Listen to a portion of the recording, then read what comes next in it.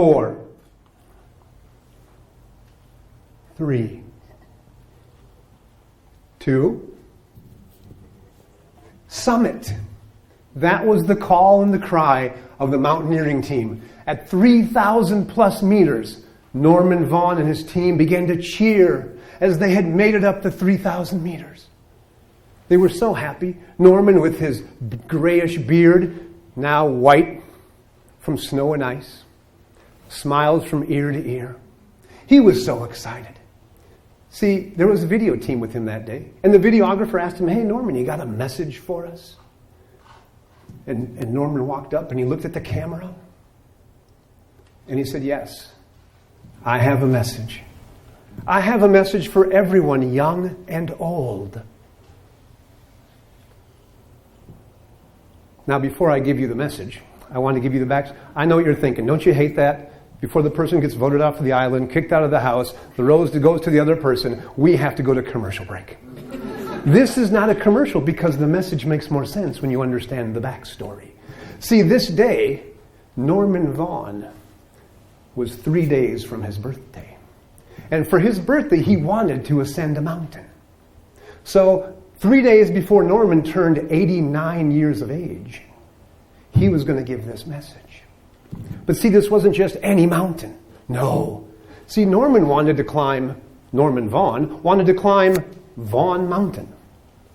Now, he didn't just go, you know what, for my 88th, 89th birthday, I'm going to climb a mountain with my name on it.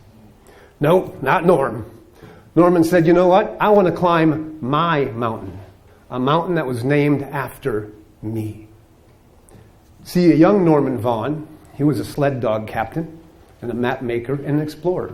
And he was with Sir Admiral Byrd on one of the first expeditionary trips to Antarctica.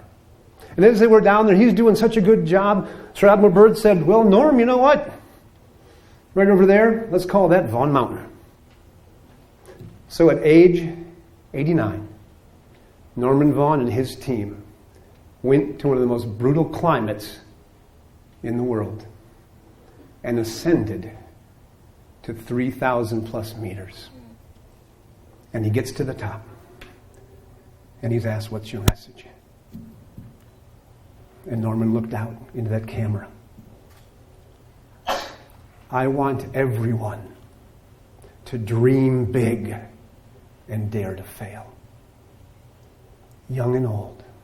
We're here because we dared to fail. So now I want everyone to dream big and dare to fail. What are your dreams? Do you have them anymore? When we're young, we love dreams, don't we? Kids love dreams. I remember growing up and inventing stuff all the time. Playing today is not as easy as it used to be because they tell you what to do. Legos used to be a box of little blocks and you made stuff. Today you have to follow the directions to make stuff. They tell you what to make. I was very impressed that there is still hope for our nation. I was at the pool in my apartment the other day and there's 3 girls playing in the water and I was sitting there relaxing and reading and I heard this. Okay, let's pretend we're princesses and this is our undersea kingdom. And I thought, it's going to be okay. There's still imagination and there's still dreams. So as I approached the pool to get in, and they were all 3 standing on the step guarding it apparently, I asked them, I said, Your Highnesses, may I enter your kingdom? And of course they allowed me access. I did have to pay a small toll, but they did let me in. So capitalism is also part of our dreams. But what are your dreams? Today I want to ask you to do something. Before you go to bed tonight, write down 3 of your dreams. Verbalize them to yourself and get them on paper. No dream is too big. See, dreams are great. But then, of course, you might say, well, Steve, we're adults. And, yeah, dreams are great, but we got to be real. We got to be real. I can't just do the same. I don't have the money I used to have. I don't have the whatever I used to have. We got to be real. The glass is half empty or it is half full. Right? Who's right? Half full. It's half full. They're both right. Everyone's right. I'm a realist. I like getting real. So today what I want to do in the next few minutes, I want to share with you a couple steps.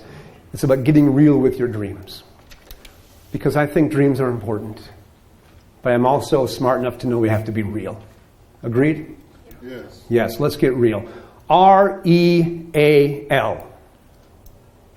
All right, I see some younger millennials thinking, R-E. I just spelled the word real. It is not some text and acronym. Oh, what's he saying? Really excited about lunch? No. So for those of you who are younger, that is not a text abbreviation. That's actually the word for real. We spell those out in my generation. My son looked at me the other day. I said something funny. He looked at me and goes, oh, lol. And I said, what? He goes, that was funny. And I said, you could laugh. Oh. So that's what real means, R-E-A-L. It's just the word for real. But I'm going to use that to remember some things. R is for take responsibility. You've heard that before, right? We have to take responsibility. When we take responsibility, I want you to admit there is a... Come on, say it. There's a dream, yeah. Admit there's a... We take personal responsibility and we admit there is a... Risk. We admit there's a problem. We admit there's a... Mistake. A lot of things we can admit. I want you to admit there's a solution. See, it's easy for us to discover problems. We do it all the time. Think about old Norman Vaughan back up on the mountain, right? He probably had a lot of problems. We have our dreams, and the first thing we do is figure out all the reasons why our dreams can't come true. And that's okay, because we have roadblocks. I don't have enough money. That could be an excuse, but it can also be a real problem. So we have our list of roadblocks for all the things stopping us. Now I want you to say, I'm going to take responsibility and admit there is a solution to every problem. The greatest inventions of all time are why? Because we solve a problem. If you want to be an entrepreneur, what's the first thing they say? What problem are you going to solve? When you admit and take responsibility that every problem can be solved, when you take responsibility and admit there is a solution, you take control and power back of your dream. Because now it's in your hands. Right? To admit there's a solution, to take that responsibility will empower you. It gives you hope. See, problems can crush us. Problems bring us down and they make us hopeless. Take responsibility. Admit there's a solution and get hope. Now we have this list of solutions. How can I do this? And we start thinking through, what can I do? And we have all these ideas and all these strategies. And we're going to take action on them. And what will happen when we take action? Because here's what is the reality. Mad action equals mad results. I didn't say success. I said results.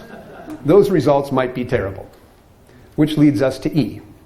E, expect failure and setbacks. Expect failures and setbacks. It's going to happen.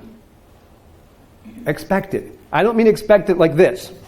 Oh, I'm not going to do it. I'm going to fail anyway. Oh, it always goes wrong. Everything I do is terrible. That's not what I'm talking about. I am talking about when it happens, you smile and go, what can I learn from this? See, every time you go through something negative in your life, every time something bad happens to you, it will shape you. I promise. It will impact you and it will shape you. But here's the good news. How it shapes you is your choice. You can ask, why did this happen to me? Why is this happening to me? Why now? Why me? Or you can ask, what can I learn? How can I do it different? How can I do it better? What can I learn?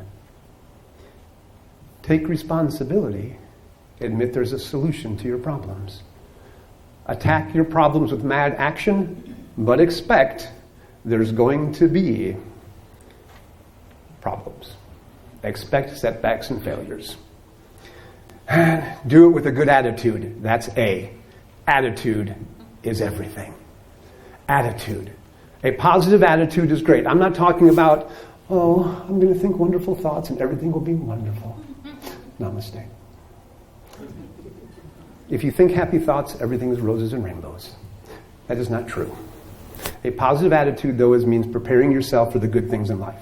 I want you to practice proactive positivity. What does that mean to practice proactive positivity? It means in the morning, set yourself up. Today's going to be a good day because, and list all the things you're grateful for that day for. At the end of the day, repeat it. Today was a good day because. And repeat those things to yourself. How often do you complain about things at work? Oh, you should have seen so-and-so today at work. We complain about our coworkers. We complain about everybody. You know what you're doing? You're preparing your mind to look for more negative things. Practice the 3-to-1 rule. For every one negative thing that comes out of your mouth, make sure 3 positive things come out of your mouth. 3-to-1 rule. It will then begin to it will train your mind to look for those positive things. L, lifestyle. Live your lifestyle according to your dream. I do fitness. I'm a personal trainer. And I'm amazed sometimes people come to me and say, Steve, I got to lose 15 pounds because my daughter's getting married, my son's doing this, I have an event, I'm doing these things, I need to lose. Oh, great. All right, tell me what's going on. Well, my breakfast consists of 2 Diet Cokes, a Danish, and on the way, and some toast with some extra butter. Okay, great. And exercise? No. Does the arm folding chair thing work sometimes? No. Lazy boy, no. How about, what do you do? Well, gosh, I go to work all day. I work on computers, so I'm sitting all day. So I get home, I'm tired. I just like to sit on the couch and watch TV. I said, so we're going from sitting on the couch or sitting in the chair at work to sitting on the couch at home and drinking diet soda and Danish. Yeah. All right, so let's change one thing. Why don't we drop the Diet Coke? No, I got to have that. And no lifestyle changes are made. You can't get your dream until you do your lifestyle changes. The life you have right now, the life you're sitting at right now is a result of action you took before. Tomorrow, if you want this life here, it's time to change your lifestyle here. You can get whatever dream you want if you just get real. See, if you take responsibility and admit there's a solution, if you expect failure and setback and use them to grow and to learn, and you have a positive attitude, and your lifestyle matches, then your dreams can be your reality.